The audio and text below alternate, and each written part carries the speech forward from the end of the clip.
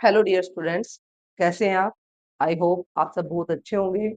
आज संडे था, थोड़ा रिलैक्स किया होगा। तो हमने जो लास्ट क्लास ली थी उसके अंदर हमने डिस्कस किया था किस चीज के बारे में, पार्ट ऑफ स्पीच के बारे में। हमने ये भी जाना था कि पार्ट ऑफ स्पीच जो है वो हमारा पहले करना क्यों कंपलसरी है, क्योंकि सीधी सी बात है, जब तक हमें किसी चीज की फाउंडेशन के बारे में नहीं पता तो हम बिल्डिंग अच्छी खड़ी नहीं कर सकते हैं। तो ये जो पार्ट ऑफ स्पीच होते हैं वो किसी भी लैंग्वेज की क्या होते हैं, बिल्डिंग ब्लॉक्स होते हैं। अगर हमें एक बिल्डिंग अच्छी बनानी है तो उसके जो ब्लॉक्स लगाने वो अच्छे लगाने, हमें उस चीज के बारे में पता होना चाहिए। तो आपके सामने जो है ये वर्कशीट है, आप इसको थोड़ा सा पॉज करके, थोड़ा सा जूम करके, आप जो क्वेश्चंस आपके सामने लिखे हुए हैं इन क्वेश्चंस को करके देखिए और कमेंट करके मेरे को जरूर बताइएगा कि आपके इनमें से कितने क्वेश्चन जो है वो ठीक हुए हैं। बाकी फिर लास्ट में जो है आप चेक करना कि हाँ भाई आपके कितने क्वेश्चंस ओके जाते हैं। सो पहला सेंटेंस जो है वो हमारा है, the sun rises in the east. सूर्य जो है वो ईस्ट में उदय होता है। अब यहाँ पे आपको बताना था कि सन जो है वो कौन सा पार्ट ऑफ स्पीच है। तो आई होप आपने निकाल लिया होगा। सन जो है वो हमारा कौन सा पार्ट ऑफ स्पीच है, नाउन है, क्योंकि ये क्या है, किसी चीज का नाम है। नेक्स्ट आ जाता है, सी सिंग्स ब्यूटीफुली। उसने गाना गाया। कैसे गाया? ब्यूटीफुली गाया, सुंदर तरीके से गाया। तो ये किसकी विशेषता बता रहा है? सिंग्स की विशेषता बता रहा है, ना कि ये सी की विशेषता बता रहा है। तो ब्यूटीफुली जो है वो जो वर्ब की विशेषता बताता है, उसकी क्वालिटी को बताता है, उसको डिस्क्राइब करता है, उसे क्या कहते हैं? एडवर्ब कहते हैं। Next, they are playing in the park. वो पार्क में खेल रहे थे। तो वो कौन, किसकी जगह पर इस वर्ड का हमने यूज किया है? हमने नाउन की जगह पे इसका यूज किया है। तो दे जो है वो हमारे क्या हो जाते हैं? प्रोनाउन होते हैं। और प्रोनाउन का यूज हम क्यों करते हैं? To avoid the repetition of noun. Next, wow what a beautiful dress. क्या दिखा रहा है?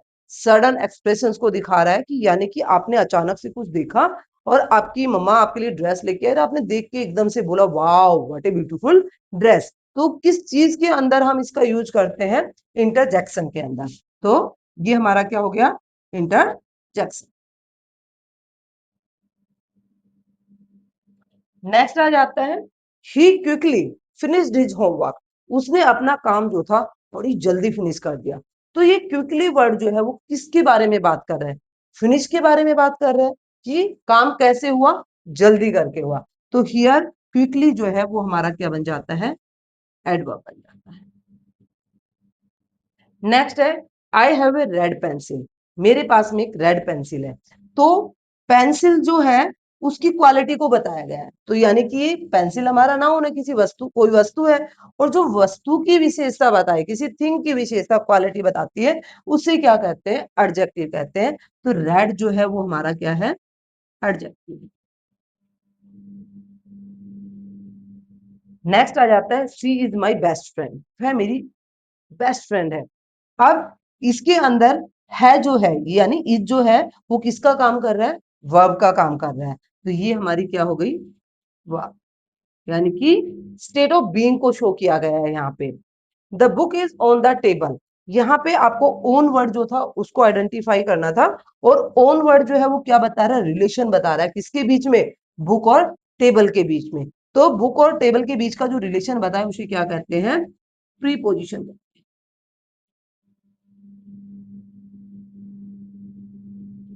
तो जैसा कि हमने पढ़ा क्या था, कि हमारे जो पार्ट ऑफ स्पीच होते हैं वो 8 होते हैं।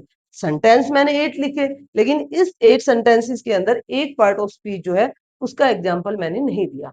अब वो पार्ट ऑफ स्पीच का एग्जाम्पल जो है वो आपको फाइंड आउट करना है। आपको कमेंट के अंदर बताना है कि कौन सा पार्ट ऑफ स्पीच जो था उसका यूज नहीं किया गया, उसका आप एक एग्जाम्पल दे सकते हो।